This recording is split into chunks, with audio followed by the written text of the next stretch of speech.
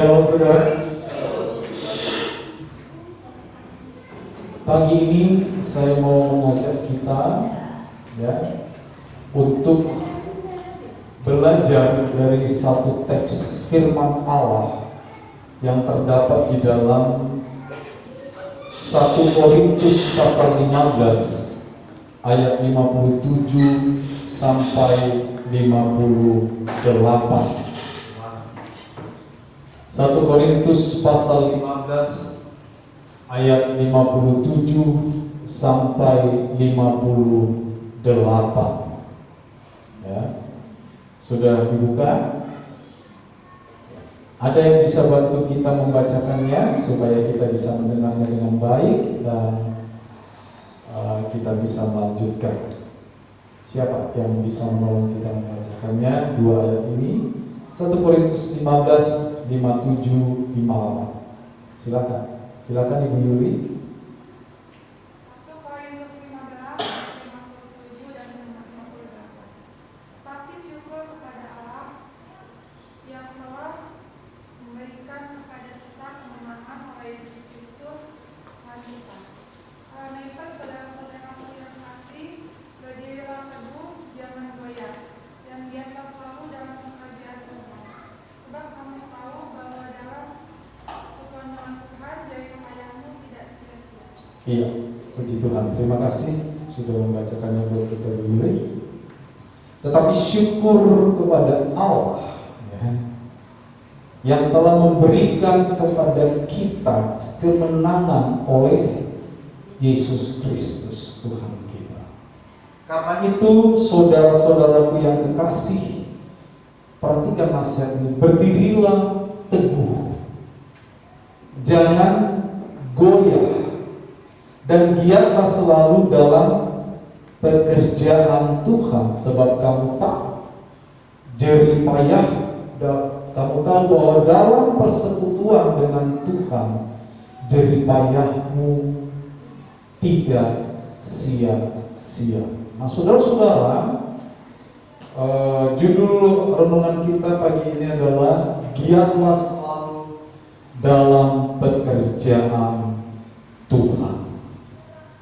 Ya.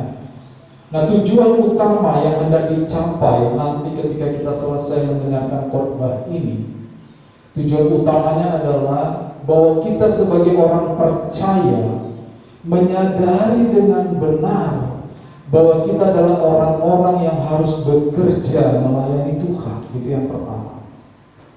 Kenapa kita bekerja melayani Tuhan? Nanti kita akan melihat bahwa pasal 15 ini sebenarnya memberikan kepada kita uraian yang cukup panjang tentang anugerah yang diberikan Tuhan kepada kita. Nah, ini yang mendasari Rasul Paulus menasihatkan jemaat di Korintus bahwa karena kamu sudah diberikan anugerah yang luar biasa oleh Tuhan, 1, 2, 3, 4, 5, 6 dan seterusnya, maka tetaplah teguh, jangan goyah. Bagaimana supaya kita tetap teguh dan jangan goyah? Giatlah selalu dalam pekerjaan Tuhan. Nah, ini core-nya, ini intinya. Dan ini saudara-saudara sebenarnya isu yang sepanjang perjanjian baru terus dibahas. Bagaimana orang-orang percaya terus diarahkan supaya memberikan hidupnya untuk melayani Tuhan. Ketika Paulus menulis kepada jemaat di Roma, nada yang sama juga diberikan. Setelah dia menulis 11 pasal pertama penuh dengan keterangan tentang bagaimana Yesus Allah mengasihi kita, menebus kita, maka di pasal 12 Paulus memulai tindakan nyata. Karena itu saudara-saudara, aku menasihatkan kamu supaya kamu mempersembahkan tubuhmu sebagai persembahan yang kudus, yang hidup. Itulah ibadahmu yang logis, yang masuk akal. Ini saya sudah pernah khotbah. Kata sejati di sana di dalam teks ini sebenarnya lebih bermakna logis. Ya, itulah ibadahmu yang masuk di akal. Kalau enggak begitu, ibadahmu tidak masuk di akal. Nah, kira-kira kayak gitu. Ya. Nah, di tempat-tempat lain juga, masih di kitab Roma pasal 12 selanjutnya, Paulus menerangkan tentang bagaimana kita supaya roh kita tetap menyala-nyala dan layanilah Tuhan. Ya. Dan banyak saudara, ini isu yang terus digelontorkan oleh perjanjian baru. Giatlah selalu dalam pekerjaan Tuhan. Kita akan membahas ini secara sederhana, ya. Tetapi walaupun sederhana, sebenarnya kita menangkap kebenaran yang ada di dalamnya.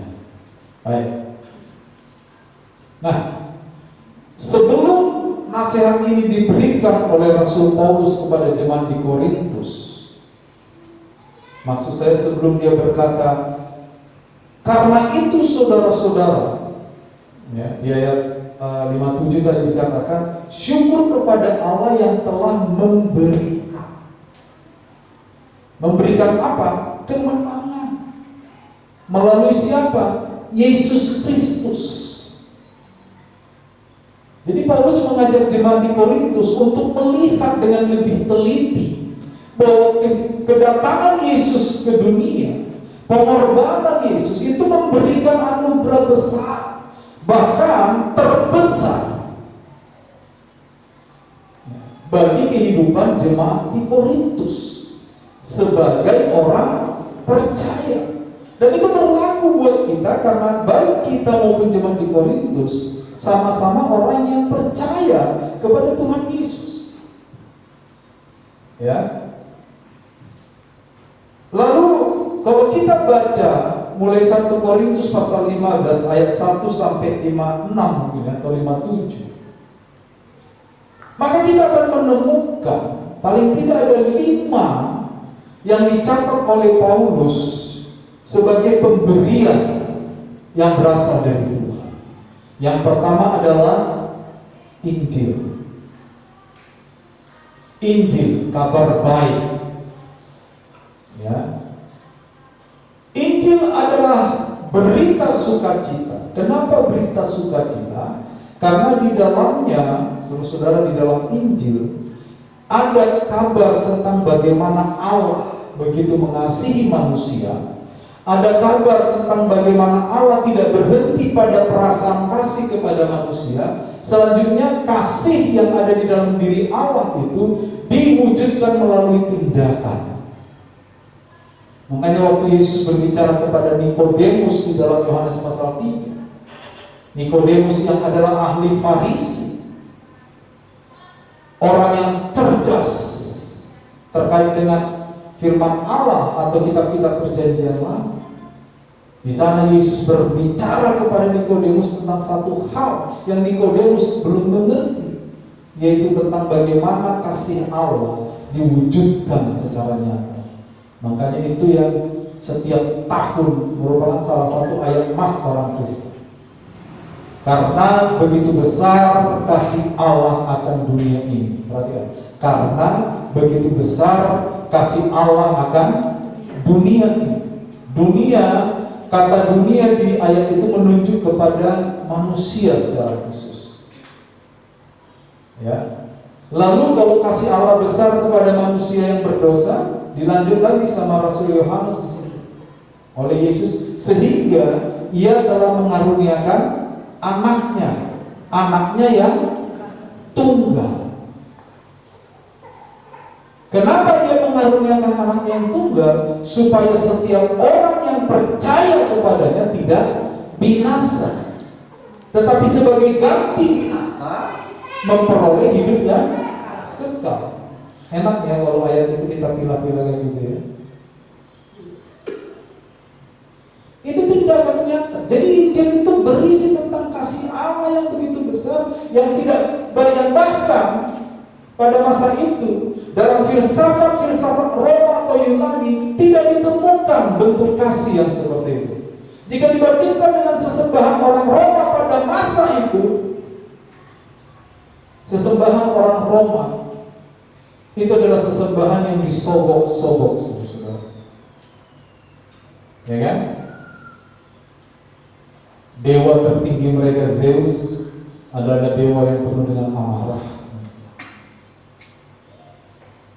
Kalau saudara suka menonton mitologi Yunani ya,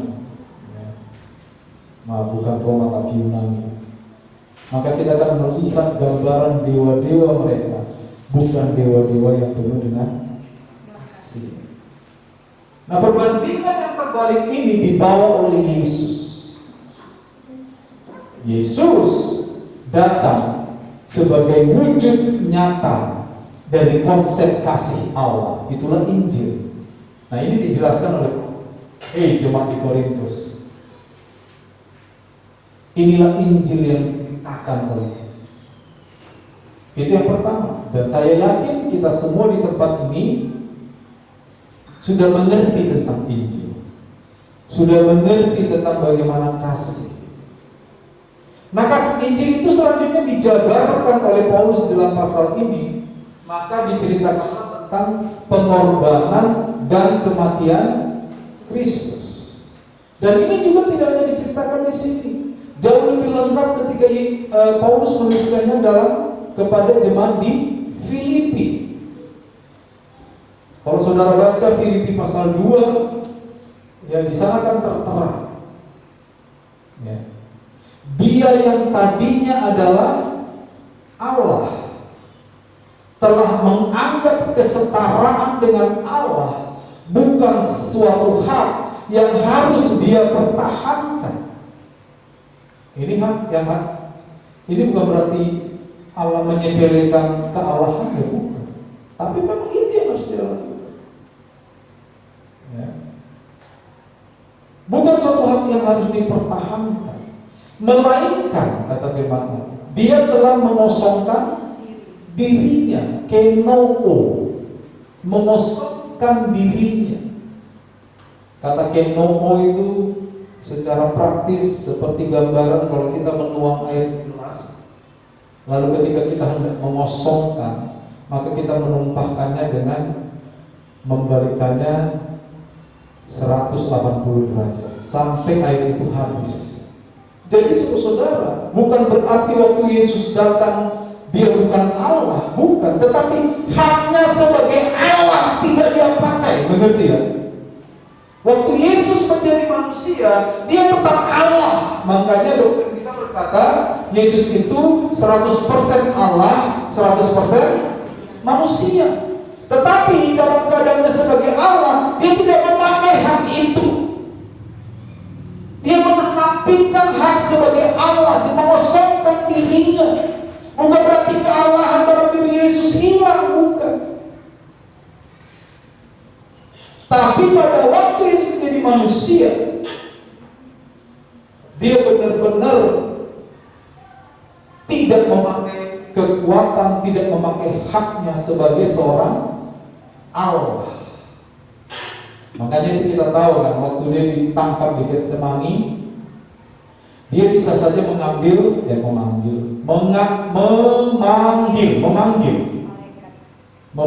berlaksa-laksa malaikat untuk habisin tuh tentara Roma.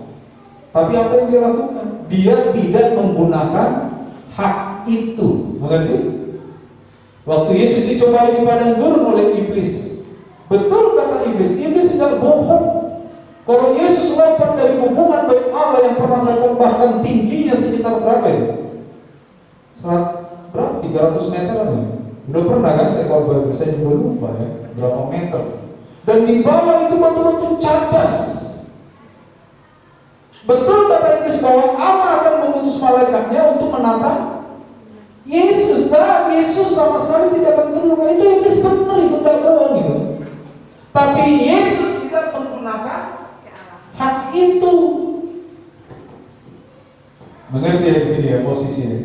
Itu sebabnya Yesus 100% manusia, 100% Allah. Tapi dalam keadaannya menjadi manusia, dia tidak menggunakan haknya sebagai Allah. Dia tidak menggunakan, kalau zaman sekarang dibilang tuh privilege-nya, kekhususannya sebagai Allah. Dia tidak pakai. Di dalam dirinya Allah 100%.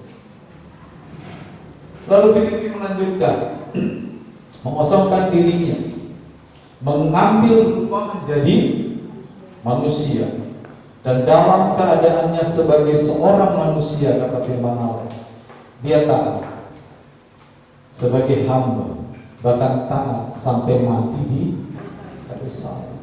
Bayangkan, Allah mau mati di kayu salib. Itu betul-betul Yesus tidak memakai kealahannya. Jadi dijelaskan oleh Paulus tentang pengorbanan dan kematian Kristus. Tapi tidak sampai di sana, kata Paulus. Kalau Kristus tidak bangkit, sia-sialah iman kita, kata Paulus. Jadi dijelaskan tentang kebangkitan Kristus. Setelah Yesus mati di kayu salib, Yesus juga mengalami kebangkitan. Dan itu salah satu tanda juga bahwa Yesus adalah Allah. Dia harus bangkit.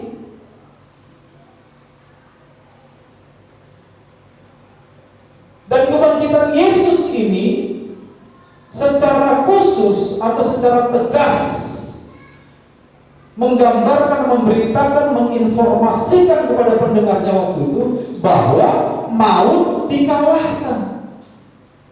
Dunia kematian dikalahkan oleh Yesus.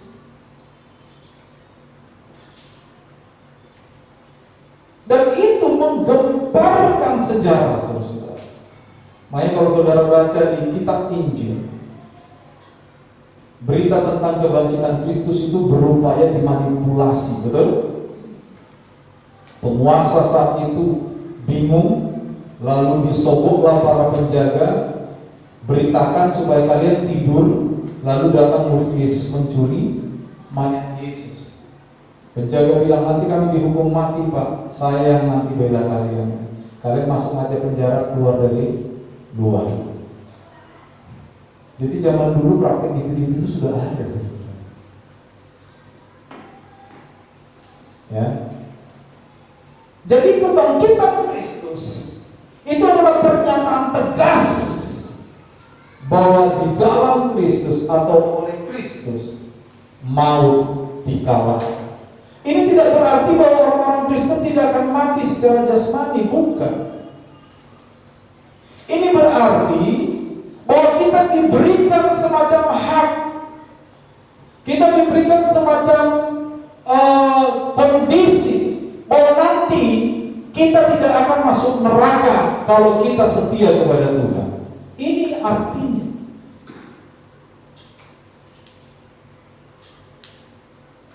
Kristus ingin menggambarkan bahwa alam maut tidak berkuasa ketika berhadapan dengan Kristus. Gak berkuasa. Alam maut dan semua isinya yang ada di alam maut itu tidak memiliki kuasa apapun ketika berhadapan dengan Kristus. Alam maut itu isinya apa sih?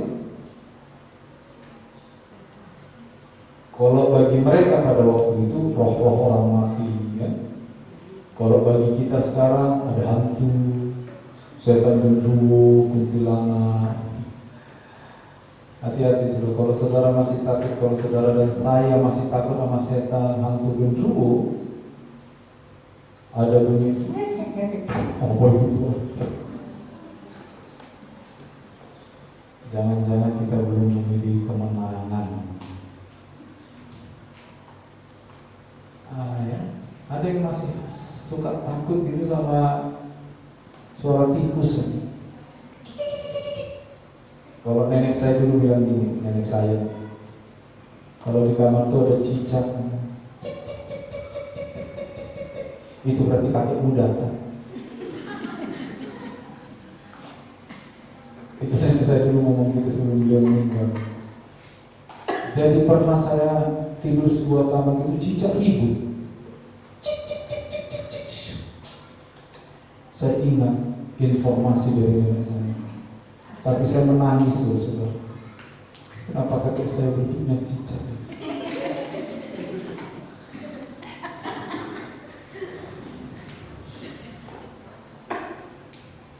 Cicak memang begitu suaranya. Heran kalau cicak suaranya tiba-tiba ada cicak. Nah itu baru, ya. Itu baru. Kalau cicik yang memang begitu cicak. Oleh karena itu saya tidak mau lagi di rumah-rumah kita ada jimat-jimat nasional ya. Di ambang pintu digantung kapas, di belakang rumah ada kelapa, itu jangan lagi ya. Semua itu sudah tidak berguna. Kalau bangun rumah nanti tidak perlu digantung kelapa. Apalagi digantung biasa di atas itu katanya supaya nggak rubuh rumah. Hah? Apa? Padi supaya makmur nanti orang sana. Biar digantung 1 ton padi, kalau kita nggak kerja nggak akan makmur gitu. Biar digantung kelapa ya, kalau cara motong kayunya nggak benar ya rubuh sih itu. Betul lah? Jangan lagi, karena itu semua tuh anggotanya alam maut gitu. Sementara alam maut sudah dikalahkan. Kan ini berita sukacita kan? Alam maut dikalahkan, berarti setan, genderuwo, kuntilanak, kuntil bapak, semuanya itu sudah tidak lagi berkuasa atas hidup kita, betul nggak? Betul? Saya pengen jemaat yang saya pimpin itu sampai ke tahap itu loh. Kalau masih ada merinding bulu saya, Pak. Ya bulu saya juga sering merinding. Penyanyi dangdut juga bulunya merinding, nggak merinding ya Pak, bulu romaku, betul? Tapi merinding bukan karena setan, karena punya janji-janjinya yang palsu. Alam maut dan semua anggotanya dikalahkan di dalam Kristus. Nah itu berarti dampaknya kepada kita apa? Pertama, secara kekal nanti kita tidak akan ada di dalam neraka. Bersyukur. Yang kedua, selama kita hidup di dunia ini, kita nggak perlu lagi takut dengan antek-antek alam maut itu. Nggak perlu. Ya, kalau di rumahmu pintu tutup sendiri, suruh lagi buka. Kenapa? Itu dia. Jadi kebangkitan Kristus menegaskan kepada kita bahwa kita juga mendapat berkat atas dikalahkannya kematian, saudara. Nah ini saya senang begitu. Berarti saya tidak lagi diintimidasi, ditekan oleh mitos-mitos, ditekan oleh kepercayaan yang oleh kita disebut tahayul. Karena itulah sebabnya dikatakan ketika kita di dalam Kristus, kita adalah orang yang merdeka. Itu maknanya. Amin. Ya. Itu yang ketiga. Dilanjutkan lagi kehidupan kekal. Karena maut sudah dikalahkan, maka kita akan memperoleh kehidupan kekal. Kalau Yesus tidak bangkit, kata Paulus, sia-sia iman kita. Kita tidak akan mengalami kehidupan kekal. Pasti kita tetap dalam penghukuman neraka. Nah ini yang disampaikan oleh Paulus. Jadi jemaat di Korintus, inilah Injil itu diceritakan. Pengorbanan Kristus begini. Tapi Kristus enggak berhenti sampai berkorban mati di salib. Dia juga bangkit. Dampaknya apa? Kamu udah gak perlu takut sama kan orang Yunani, Romawi, Yahudi itu kan banyak mitos, saudara. Banyak mitos, nggak sama-sama kita. Kita ada mitos sekarang tapi sedikit. Mereka tuh banyak sekali mitos. Dan itu terhubung dengan dunia alam roh. Di Indonesia memang ini masih banyak juga. Ya khususnya saudara-saudara kita semua orang Batak juga punya itu kepercayaan dunia alam roh. Kalau meninggal konon katanya, tapi ini beberapa dekade yang lalu, mungkin 5-6 dekade yang lalu, 50-60 tahun yang lalu. Kalau yang meninggal itu pasti datang ke dapur 7 hari, 7 malam lah, bukan 7 hari. Karena rumah di tanah Batak itu masih berkolong, rumah panggung ada tangganya. Nanti jam 12 jam 1 malam biar rokokan di tangga. Dan memang ada Dia rakawan memang di situ. Cuma nggak boleh dia ngomong katanya. Jadi sepanjang 7 hari itu nasi kesukaannya, ikan rendang, pecel lele, arsik dan semua tahu di mana habis. Dia serius. Tapi itu bukan dia, itu syaitan. Loh, setan kan bisa bikin apa aja kan?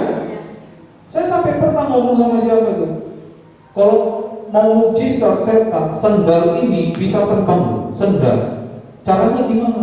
Taruh di situ, taruh kemenyan, sesajen tiap hari dari sembah-sembah. Itu sendal jalan sendiri. Pertanyaannya tuh sendal jalan karena sendalnya bisa jalan atau karena ada yang menggerakkan? Pasti karena ada yang menggerakkan, yaitu setan tadi. Kenapa itu dilihatkan oleh setan?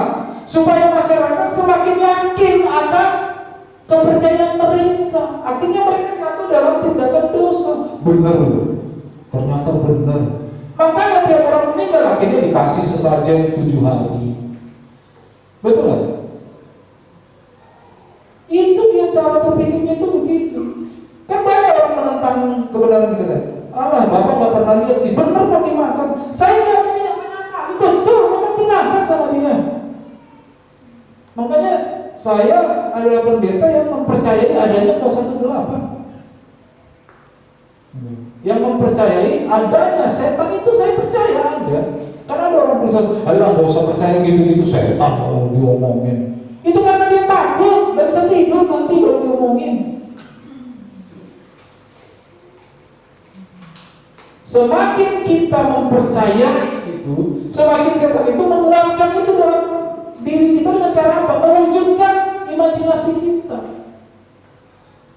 Usah jauh, saya kasih contoh. Kenapa di Amerika nggak ada kuntilanak? Karena memang kuntilanak itu nggak ada. Yang ada itu setan. Tapi karena orang-orang di Kalimantan percaya dalam bentuk tertentu, yaitu kuntilanak yang mereka sebut, maka diadakanlah kuntilanak. Loh iya, itu setan aslinya.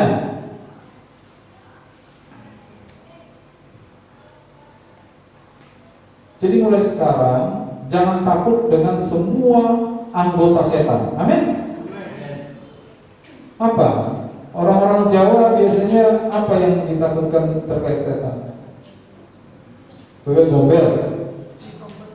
Hah? Apa lagi? Kalau orang Pontianak tuh kuntilanak. Kok? Yang?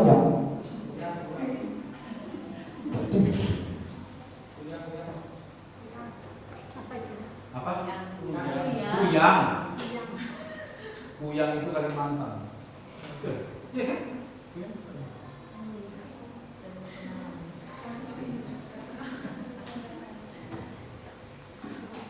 Kalau orang Batak tuh ada namanya begu ganjang. Begu itu artinya hantu, ganjang itu panjang. Artinya kalau kita lihat dari kaki, kita lihat ke atas, terus ada sampai terus ada. Kepalanya terus ada. Setinggi apa? Orang Jawa itu berdebu. Tapi saudara-saudara, semua itu satu jenis. Siapa? Setan.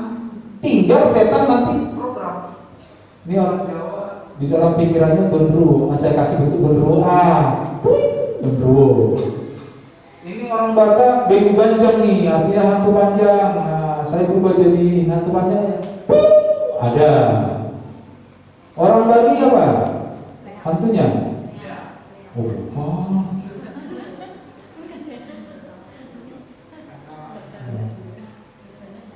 Nanti dah saya nanti jatuh pada penistaan nanti. Semua itu begitu.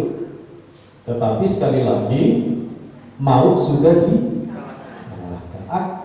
Akhirnya setelah maut dikalahkan, kita punya potensi memiliki hidup yang kekal. Karena kan lawan maut kan hidup yang kekal. Betul nggak? Kematian kekal, lawannya apa? Hidup yang kekal. Kalau kematian yang kekal sudah kalah, berarti kita masuk ke dalam Hidup yang kekal. Nah ini yang coba dijelaskan Paulus. Setelah itu Paulus juga bilang, bukan hanya hidup kekal, selama engkau hidup di bumi ini, kata Paulus, engkau akan mengalami kemenangan atas dosa. Kenapa kita mengalami kemenangan? Karena kita diberikan kekuatan dan kita disertai oleh siapa? Roh Kudus.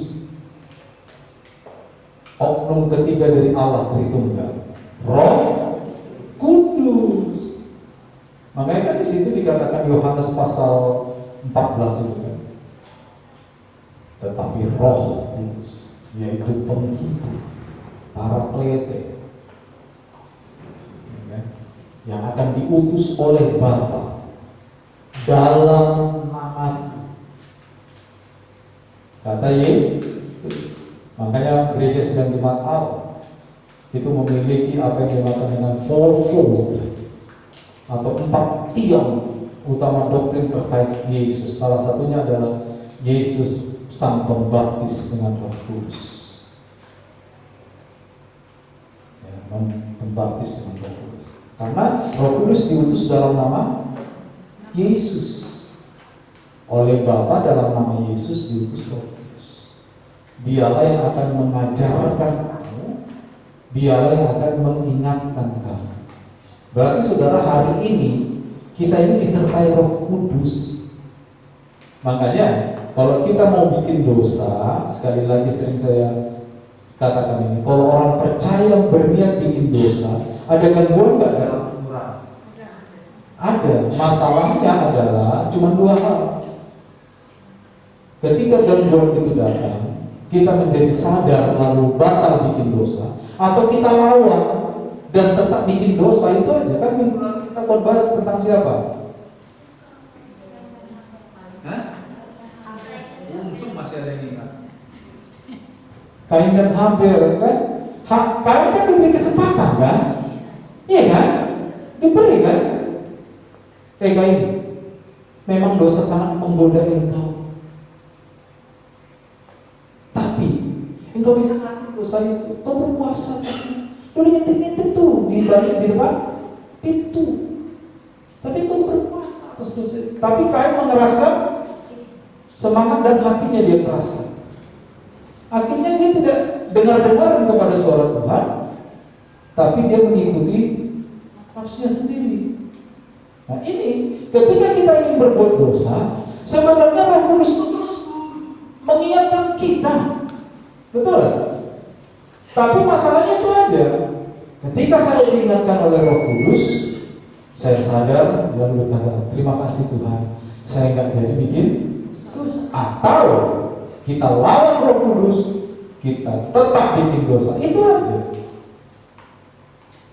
Tinggal kita nanti gini. Kalau kita pilih pertama, maka kita mengalami kemenangan atas dosa. Tapi kalau kita pilih yang kedua, ya kita tetap kalah walaupun kita Kristen.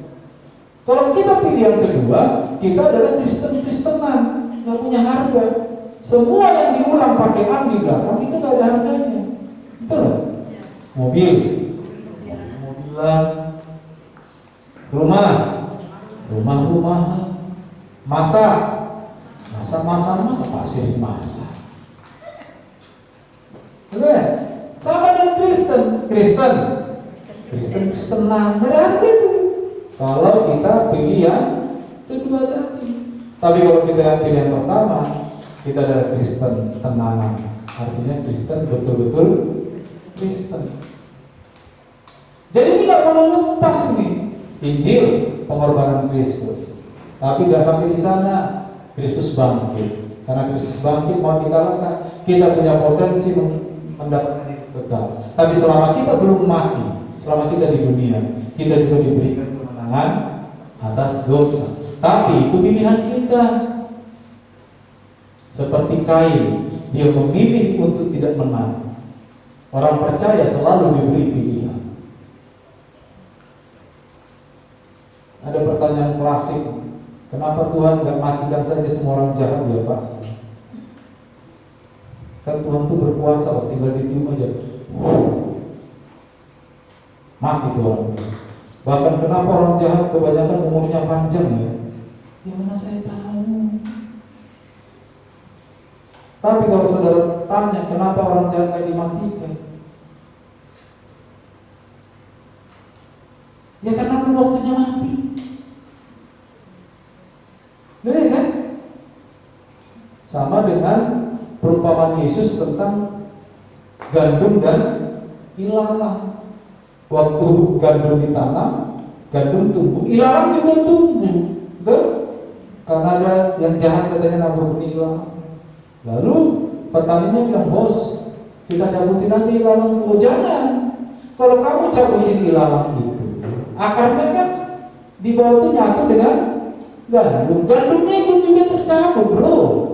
Biarkan aja mereka tumbuh bersama. Nanti lihat waktu panen. Waktu panen, gandum dikumpulin dengan gandum, lalang dikumpulin dengan lalang. Gandum dibungkus rapi-rapi, jadikan makanan, lalang dibakar. Menangkap maksud perumpamaan ini? Simpel kan? Itulah sebabnya orang mati nggak dibunuh sama Tuhan. Biarkan aja ini bareng-bareng sama orang baik ini, ya kan? Tinggal kita mau pilih, mau jadi orang benar atau orang jahat. Itu aja. Nanti di akhirat yang jahat dibakar. Itu aja simpel. Kalau saudara mulai sekarang latihan tahan dibakar, ya jadilah orang jahat. Ya, kalau tahan dibakar. Tapi kalau kita kena api sedikit aja, udah nama, ya baiklah, benarlah supaya nanti di sana tidak ketiup api gitu. Nah, kita perlu memperhatikan itu. Nah, semua ini dijelaskan oleh Paulus. Ini loh berkat pemberian Allah luar biasa. Lalu Paulus bilang dengan satu kalimat peralihan. Karena itu. Karena apa? Karena kamu sudah diberi Injil, semua ini diberi sampai kemenangan atas dosa. Nah karena itu, apa saudara? Karena itu berdirilah teguh. Kenapa kita harus berdiri teguh? Karena semua ini pilihan. Kalau kita goyah, ya sudah, nggak dapet. Berdiri teguh jangan goyah, kata Paulus. Ini menunjukkan semua berkat-berkat yang diberikan tadi di awal, berkat rohani itu pilihan hidup. Tuhan nggak pernah maksa. Tuhan nggak pernah maksa. Lalu dengan cara apa salah satunya kita bisa berdiri teguh dan tidak goyah? Giatlah selalu dalam pekerjaan Tuhan. Nah ini penting. Ini adalah respon yang tepat ketika kita hendak menanggapi anugerah Allah yang tadi itu. Giat kita untuk Tuhan, giat dalam pekerjaan Tuhan. Nah giat dalam pekerjaan Tuhan ini bukan sekedar kita melayani khotbah, jadi WR, pemain musik, jadi backup singer, guru sekolah minggu. Bukan sekedar itu bagus. Tetapi lebih lagi kepada cara hidup kita setiap hari yang seharusnya menjadi kesaksian bagi mereka yang belum mengenal Tuhan. Amin.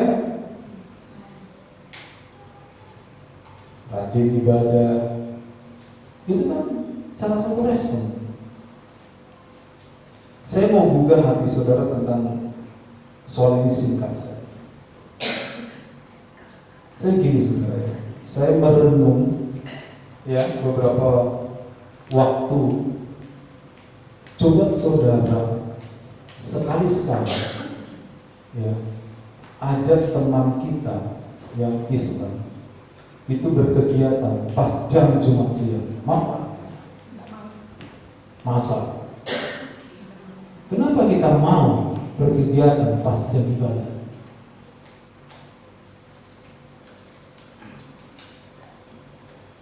Ini perlu kita renungkan. Berarti iman kita jauh lebih rendah dari mereka. Coba tes sekali-sekali. Pas jam Jumat siang, ajak mereka. Ayo kita ke sana. Mau apa enggak? Saya belum pernah temui orang mereka mau. Mereka tetap pergi. Kuat dong iman mereka. Tapi banyak orang Kristen waktunya ibadah mau meninggalkan ibadahnya di dunia. Renungkan ini baik-baik, saudara. Karena kasih karunia Tuhan itu bukan gampangan, bukan murahan. Kasih karunia Tuhan itu butuh apa? Respon, betul? Kasih karunia butuh respon, betul? Gitu ya. Jadi saya mau tanamkan kepada kita supaya kita jadi orang percaya itu, sudah militan.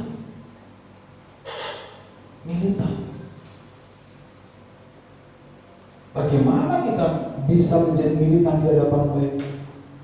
Perkara seperti itu aja kita bisa dikalahkan.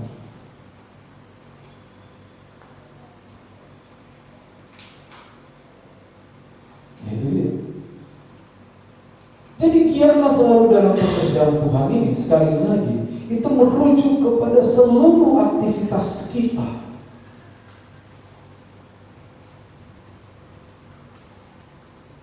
Ada aktivitas yang official, yang resmi dalam pelayanan, khotbah, pimpin pujian, itu resmi.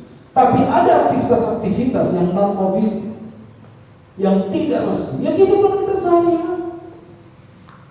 Bagaimana kita bertindak, membuat keputusan, berespon, dan sebagainya. Itu akan menunjukkan apakah kita menghargai anugerah Allah yang maha besar itu atau tidak.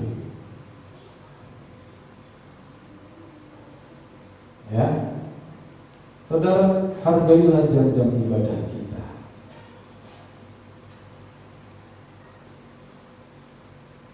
Waktu COVID kemarin, mulai 2020 bulan Maret, saya masih menyimpan captures atau tangkapan layar di mana orang Kristen heboh, panik, mencak-mencak, bahkan ada yang maki-maki pemerintah ketika gereja ditutup.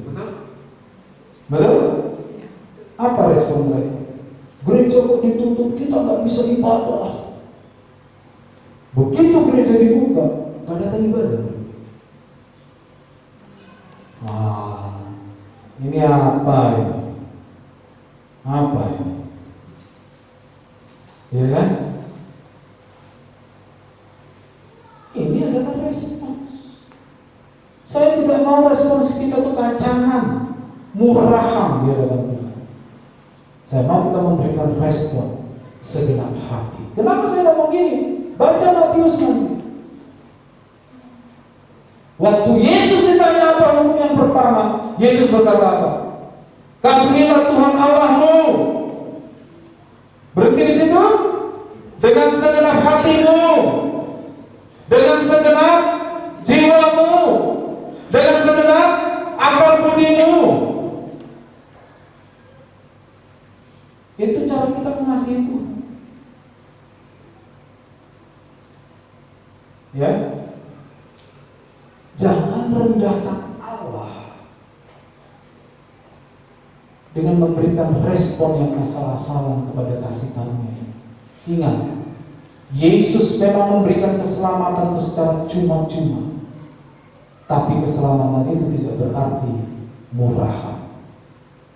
Keselamatan itu adalah anugerah yang berharga.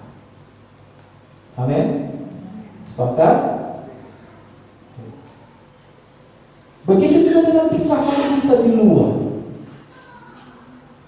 Giatlah dalam pekerjaan Tuhan itu juga bicara tentang bagaimana kita menjadi saksi bagi mereka. Kalau kata-kata kita tidak dapat dijadikan patokan kebenaran, bagaimana orang lain bisa melihat Kristus dalam kita? Betul?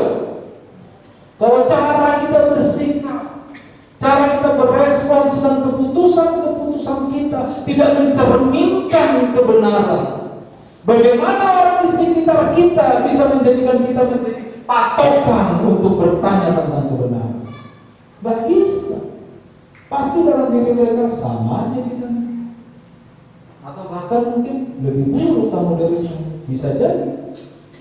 Tapi ketika hidup kita bisa ditiru orang, ketika perkataan kita bisa dipegang sebagai kebenaran, ketika keputusan-keputusan kita adalah keputusan yang menghargai Tuhan kita, mereka akan respect sama kita. Lalu kita akan dijadikan menjadi tempat bertanya tentang masalah-masalah mereka. Kenapa? Karena mereka ingin mendapatkan jawaban. Dengan begitu, kita sudah giat dalam pekerjaan Tuhan. Amin. Ya, terakhir. Ini ada nasihat yang bagus dari seorang yang bernama Albert Einstein. Albert Einstein ini bilang, hidup itu seperti naik sepeda. Untuk menjaga keseimbanganmu, engkau harus terus mengayuh. Nah, nasihat ini saya refleksikan kepada khotbah pagi ini, supaya kita terus bisa terjaga di dalam anugerah Tuhan yang tadi itu, yang besar itu. Maka kita harus terus menerus berkarya bagi Tuhan. Sekali kita memutuskan berhenti berkarya bagi Tuhan, sekali kita memutuskan mogok bagi Tuhan, sekali kita memutuskan untuk berhenti memuji Tuhan, kita akan jatuh. Teruslah berkarya, teruslah giat dalam pekerjaan Tuhan, teruslah melayani. Kalau ada pelayanan yang dipercayakan, layani dengan baik, dengan sepenuh hati, dengan sungguh-sungguh. Ingat, di hadapan Tuhan, ketulusan dan sikap hati adalah nomor satu.